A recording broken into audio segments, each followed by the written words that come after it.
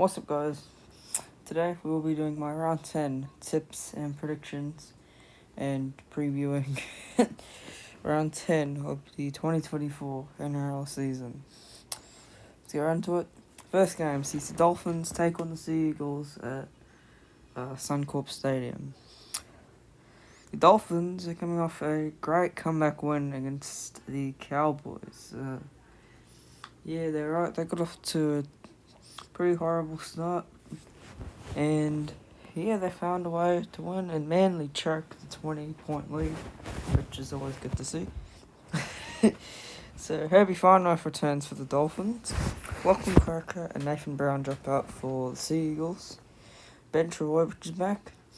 And Gordon Shenkum-Tong plays his first game of the year. And I don't think there's many other changes. Just let's skim through. I don't think there's any other changes. I think in this one, you just got to go the home side. I think the Dolphins. I think they're just, at the moment, they're a better team than Manly. I know Manly, they choked last week. They were just pretty flat after the first, I don't even know when they got to a 20-0 lead. And the Dolphins, they were very impressive. They came back from 10-0 down. And I think the Dolphins are going to win this one. I think they're the better team, and I think they'll win 30-18. I think relatively close. The second game sees the Bulldogs travel to Penrith to take on the Panthers. This one is pretty clear-cut, I'd say. Isaac Tongo drops out of the side. That's just Taran Peachy, but he wasn't even in the side, so nice. Nathan Cleary returns for Penrith. Paul Alamotti plays his first game against the Bulldogs.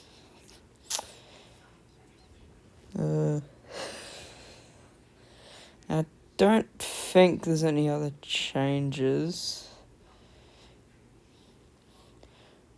I don't think there's any other changes. I think it's, as I said, this game's pretty clear-cut. Even though, Dogs been better this year, but they're not winning in Penrith. Penrith are the much better team. Some people have been saying this game will be close. I don't see that vision. I really don't. And I think Penrith are going to win comprehensively, 38-16. The second game on the Friday sees the Eels take on the Broncos at CommBank Stadium.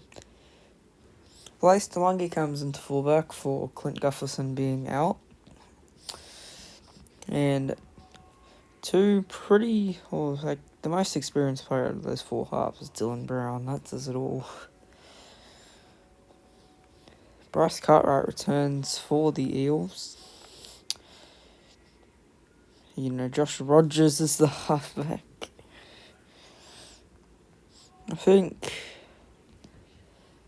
the Broncos were pretty poor last week, but I think they're the better team. They'll win 28-16.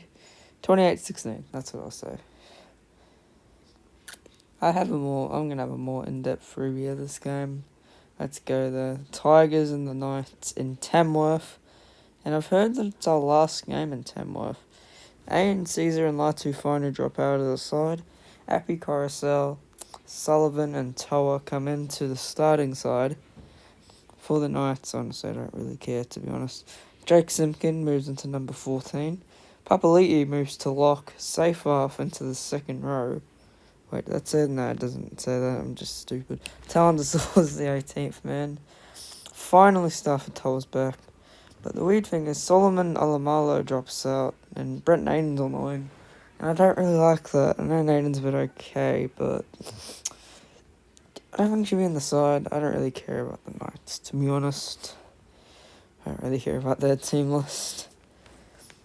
I think the Tigers I'm going to tip them no matter what, who they're playing, but I genuinely think we're a chance here. I know they're not coming off 2 straight wins, but, they haven't been the most convincing. I know they've been against 2 kind of good sides, but yeah, I think we're going to win 20-14. I think we'll win in a close one in Tamworth. This could genuinely be a good game. The Dragons and the Rabbitohs at Colgrove. Could be a good game. Because of how bad Portland's are. Latrell Mitchell returns, and Gehamat Shibasaki plays his first game for the Rabbitohs. I think it's his first game. Could be wrong there. Michael Cheekham stays in the centres. Thompson's still in the wing. And Dion Teapu, I think that's how you pronounce his name, makes his NRL debut.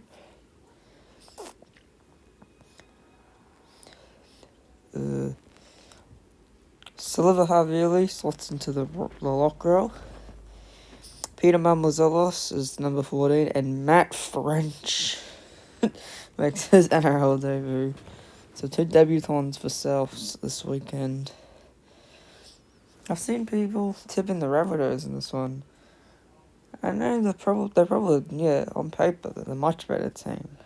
If I told you going into this year that the Rabbitohs would be last, heading into round 10, you'd call me a psychopath. It's simple.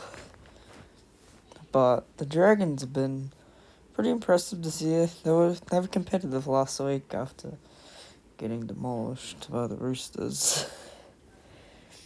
Yeah, they were pretty good last week, the Dragons. And I think they'll win this 26-22 in a thriller. This is going to be game of the year. The Storm and the Sharks, second v first. Probably the 2 form sides of the comp at the moment. The Storm, I know that all their wins have been close. For the first time in his NRL career, Sua Falongo slots in at fullback for the Melbourne Storm. I think a lot of people are pretty happy with that. Hopefully he's not there for too long, because, it's always a good thing having Pappy in there. Grant Anderson slots in, as does Tyron Wishart, because Jerome Hughes has dropped out of the side due to injury, I'm pretty sure. It's a pretty young bench there for the Storm. Now, last year in this fixture, the Storm won 54-10, but I think things have changed. The Storm, I guess both sides have actually gone better since then, I would say.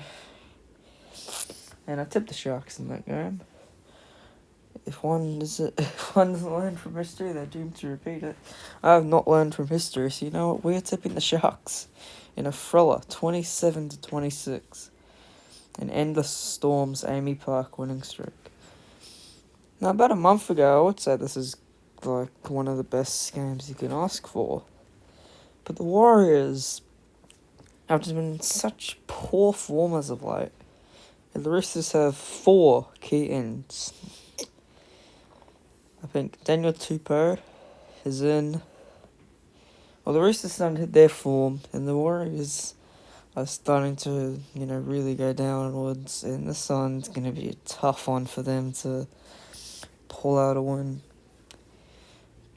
Here, Lindsay Collins back, Butcher, Radley, Spencer Leniu.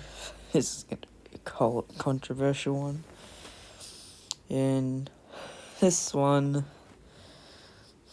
I would say most people aren't going to be tipping the Warriors. We're going to go the Roosters 34-18. I think the Warriors won't be terrible.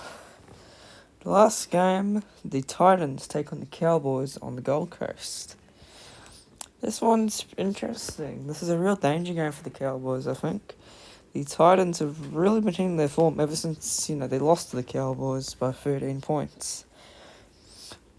But the Titans have gotten better since then, and the Cowboys have arguably gone worse. This is this is a real danger game here for the Tanner Boyd drops out due to that injury he suffered against the Storm, which sees Chris Randall come in at 5'8".